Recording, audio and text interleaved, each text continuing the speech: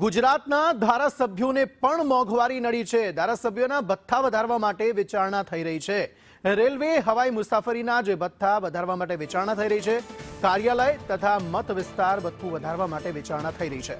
વિધાનસભા ખાતે સમિતિ દ્વારા કરવામાં આવી બેઠકમાં અન્ય રાજ્યોના ભથ્થાની સમીક્ષા પણ કરવામાં આવી।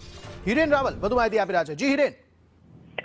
ગુજરાત વિધાનસભામાં ધારાસભ્યોના મળતા ભથ્થા અને એ માટેની ભથ્થા નિયમન કમિટી બનાવવામાં આવેલી છે।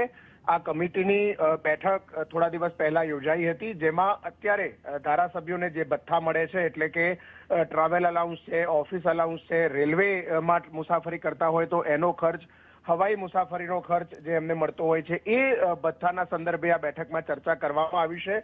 ગુજરાતમાં જે ભથ્થા આપવામાં આવે છે એના સિવાય અન્ય રાજ્યોની અંદર આ પ્રકારના કમિટીઓમાં શું ભથ્થા આપવામાં આવે છે તેની સમીક્ષા કરવામાં આવી છે। જો અન્ય રાજ્યોમાં આ ભથ્થા વધુ છે તો એના કારણો અને ગુજરાતમાં એનો વધારો કરવો કે કેમ તે અંગે બેઠક પણ ચર્ચા કરવામાં આવી છે।